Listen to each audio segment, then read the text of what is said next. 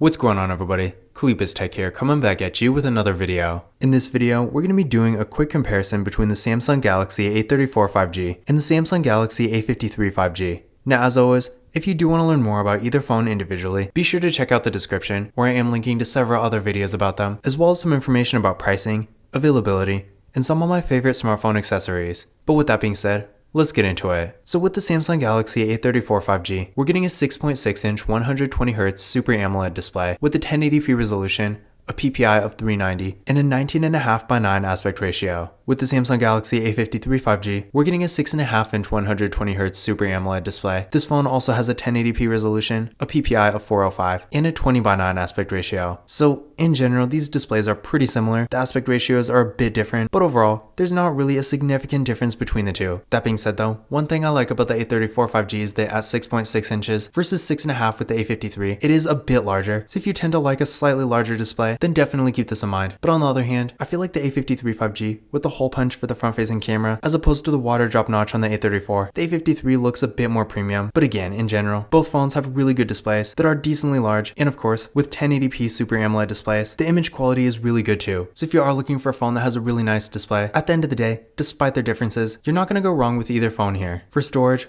both phones have 128GB of internal storage with microSD card expansion, so definitely plenty of storage here. For the average user, you're probably not even going to have to use a microSD card, but even if you are someone who's constantly downloading apps and games and stuff like that, keep in mind, each phone also has another variant that has 256GB, so if you really want more storage, with either phone you can actually get it. But in general, again, even with these versions in my hand, that again do have 128GB, most people are probably not going to have to worry about storage here. For security features, both phones do have Face Unlock, and they both have real nice in-display fingerprint scanners. But starting with the A34 5G, let's give them a try.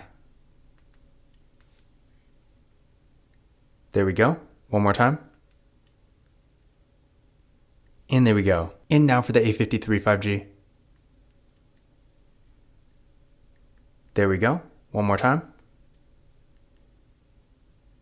And there we go. So as you can see there, both fingerprint scanners were real fast and responsive. And again, remember, both phones have Face Unlock too, so if you want to use that instead, you always can. Now for the camera setups here, with the A34 5G, up front, we got a 13MP selfie camera. Then on the back, we got a triple camera setup with a 48MP main camera, an 8MP ultra-wide camera, and a 5MP macro camera. With the A53 5G, up front, we got a 32MP selfie camera. Then on the back, we get a quad camera setup with a 64MP main camera, a 12MP ultra-wide camera, a 5MP macro camera, and a 5MP depth sensing camera. So in general, both phones have great camera setups here with pretty much all the features you typically find in mid-range phones, including an ultra-wide camera and a macro camera. And in addition to this, when it comes to video, both phones can record 4K videos in both the rear and front cameras, so definitely a lot of flexibility here. When it comes to photo quality, there's not really an insane difference between the two, but I would say overall, the A34 5G is slightly better. And keep in mind, this is really not by that much, so at the end of the day, there's not really a significant difference. But if you do want the better camera between the two, the A34 5G does have a better sensor. And overall, despite having a 48MP camera versus 64 with the A53 5G, I have personally found the photo quality with the A34 to be a bit better. And in fact, even when compared to the A54 5G, the A34 is still slightly better in my opinion. But in general, for the average user, when it comes to the camera, you're really not going to go wrong with either phone here, because despite their differences, both cameras are really good. Now to give you an idea of what they can do, first, here's some pictures taken with the Samsung Galaxy A34 5G. So overall, definitely great quality here, and for most people, no matter what you're doing, whether you're doing something where you really want the photos to look nice, like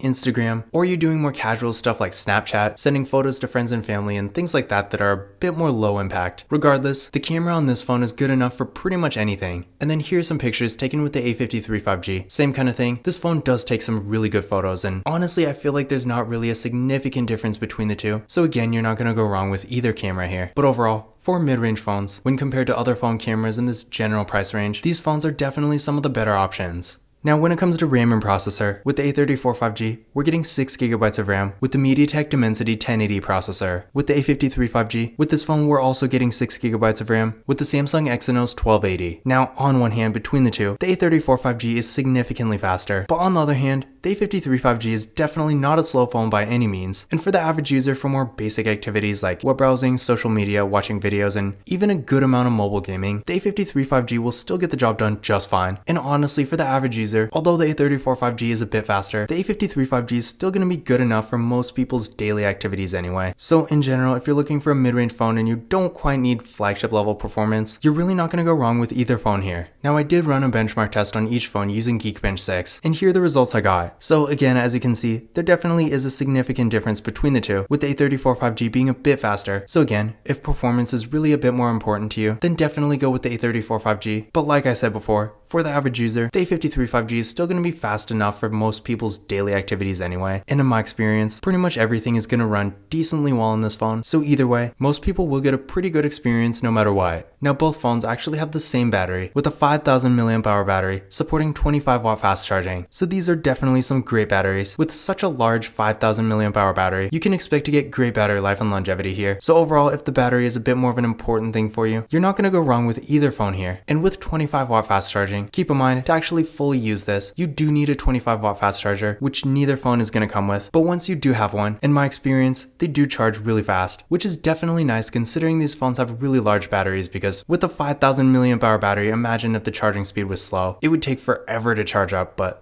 luckily, with 25 watt fast charging, the charging speed in my experience is definitely not a problem. Now, in case you're expecting this feature, keep in mind, neither phone here has wireless charging, but considering no other Samsung Galaxy A series phone does either, and really for that matter, pretty much no other phone in this price range does, unless you're counting stuff like the S21 FE that you can get for a crazy good deal. In general, mid-range phones don't typically have wireless charging, so even though these phones having it would have been kinda cool, it's not really a drawback that they don't. But regardless, even without wireless charging, the batteries here are great, so if that is more of an important thing for you, either phone will be a great choice. Now for the software, both phones have Android 13, with the A34 5G having come with it, and the A53 5G, despite starting out with Android 12, did get the update to Android 13 in December. So if you do want to have the latest version of Android, then of course you won't be disappointed here. And in addition to this, keep in mind Samsung has really good software support, so with these phones, you can also expect to get several other major updates in the future. But of course the A34 5G being a year newer, is going to have one more update. It's going to get Android 14, 15, 16, and 17, whereas the A53 5G is going to get 14, 15, and 16. Now,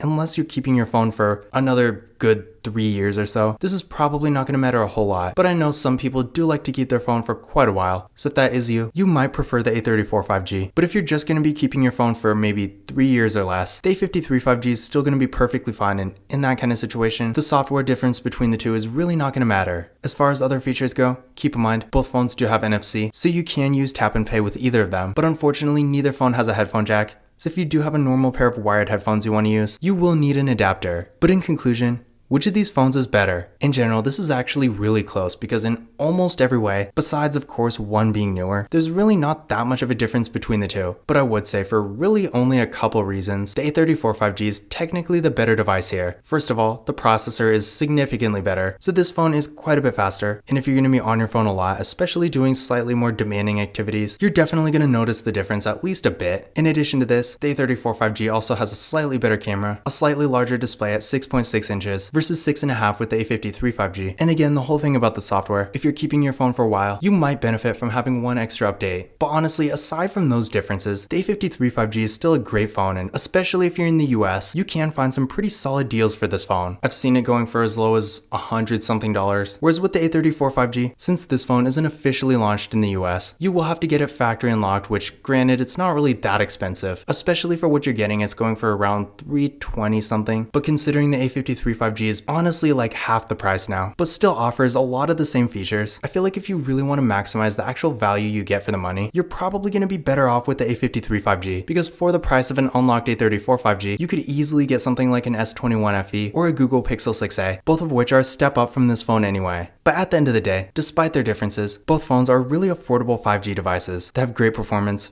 really good displays, nice cameras, really large batteries, great software and software support, and some nice features like NFC. And despite, again, the A53 5G generally being a slightly better deal, I do think the A34 5G is still a pretty good value. So if you are looking for an affordable mid-range 5G phone, you're really not going to go wrong with either phone here. But this concludes my comparison between the Samsung Galaxy A34 5G and the Samsung Galaxy A53 5G. Again, if you want to learn more about either phone individually, be sure to check out the description, where I am linking to several other videos about them, as well as some information about pricing, availability, and some of my favorite smartphone accessories. But that's it for this video. If you enjoyed it and found it useful, be sure to give it a thumbs up and hit that subscribe button. Don't forget to follow Kalipis Tech on Twitter and Instagram. And as always, I will see you in the next video.